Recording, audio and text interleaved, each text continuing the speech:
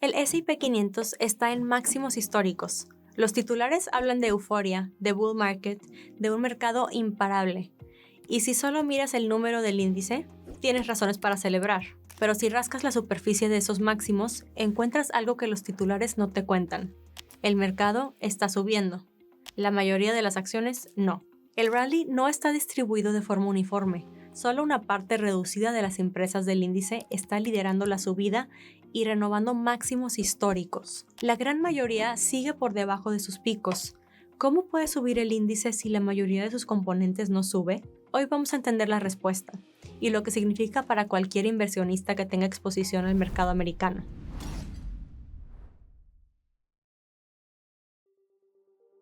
Para entender este fenómeno, necesitas entender cómo funciona el S&P 500. No es un promedio simple de 500 empresas donde cada una tiene el mismo peso. Es un índice ponderado por capitalización de mercado.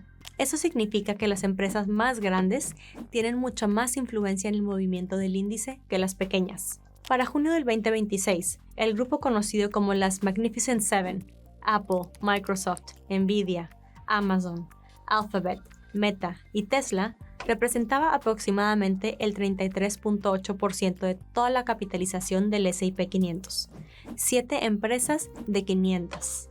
Y si miras las 10 más grandes, su peso llega al 41% del índice total. Para ponerlo en perspectiva histórica, durante la burbuja.com del 2000, el pico de concentración previo, las 10 empresas más grandes representaban aproximadamente el 27% del índice. Hoy son el 41%. Estamos en el nivel de concentración más alto de la historia del S&P 500. ¿Qué significa esto en términos prácticos? Que si compras un ETF del S&P 500 pensando que estás diversificando en 500 empresas, en realidad estás poniendo el 41% de tu inversión en solo 10 nombres. Aquí está el núcleo del problema. Las acciones de las grandes empresas de inteligencia artificial, Nvidia, Microsoft, Apple, Amazon, Alphabet, Meta, han subido de forma extraordinaria en los últimos años, y dado su peso en el índice, esa subida arrastra al S&P 500 hacia arriba, incluso cuando el resto del mercado está estancado o bajando. Algunas estimaciones sugieren que, sin las grandes acciones ligadas a IA, el S&P 500 estaría significativamente más abajo, incluso cerca de un 20% según ciertos cálculos. Eso es una diferencia enorme. No es que el mercado esté en máximos, es que un puñado de empresas está en máximos y arrastran al índice. Y en la primera mitad del 2026, el Magnificent Seven como grupo en realidad rindió menos que el índice general, aproximadamente un 5.4% de retorno para las 7 empresas combinadas, frente al 7.9% del S&P 500 ponderado. Eso puede indicar que el liderazgo del mercado está empezando a rotar hacia otros sectores, o puede ser un periodo de consolidación antes de otra subida. El punto importante es que un índice que sube con pocas empresas no es lo mismo que un mercado que sube. Es una concentración, no un rally amplio. Los analistas llaman a esto liderazgo estrecho, cuando un índice depende de muy pocas acciones para subir, y la historia tiene algo que decir sobre este fenómeno.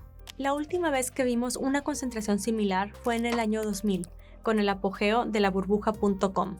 En ese momento, las 10 empresas más grandes del S&P 500 representaban el 27% del índice. Las .com 7 de ese periodo, Microsoft, GE, Cisco, Intel, Exxon, Walmart y Lucent, entre otras, dominaban el movimiento del índice de la misma forma.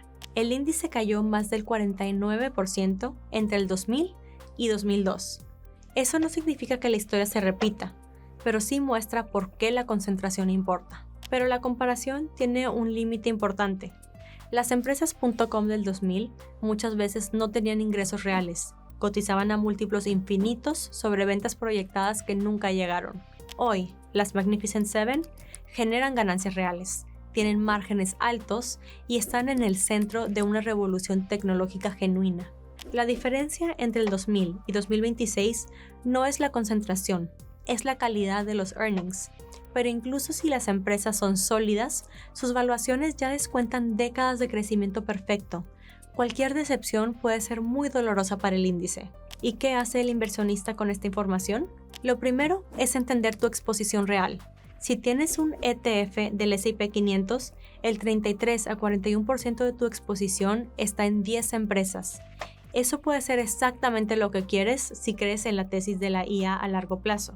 Pero es importante que lo sepas, porque no es la diversificación amplia que el nombre del índice implica. Lo segundo es considerar el S&P 500 Equal Weight, el índice que da el mismo peso a todas las 500 empresas independientemente de su tamaño.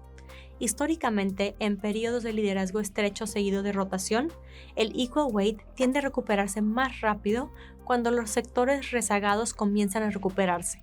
Lo tercero es pensar en diversificación sectorial activa. Los sectores que han rezagado durante el rally de la IA, industriales, salud, utilities, bienes del consumo básico, pueden ofrecer exposición a valuaciones más razonables y dividendos más sólidos. No como sustituto de la exposición a IA, sino como complemento que reduce la dependencia de un solo motor de mercado. Y lo cuarto es simplemente estar informado. Un mercado que sube con 20 acciones puede seguir subiendo durante meses o años más. La concentración es una señal de fragilidad potencial, no una predicción de caída inminente. Máximos históricos en el índice no son sinónimo de mercado saludable. Un mercado sano sube con amplitud. Grandes, medianas y pequeñas empresas, múltiples sectores, distribución geográfica. Cuando sube con 20, es señal de que el rally tiene una base más frágil de lo que los titulares sugieren. Eso no significa que el mercado vaya a caer mañana. Significa que antes de celebrar los máximos del S&P 500, vale la pena hacerse la pregunta: ¿cuántas empresas están realmente participando? Y esa pregunta puede cambiar cómo estructuras tu portafolio para lo que viene. ¿Estás diversificado o concentrado en IA? Déjamelo en los comentarios.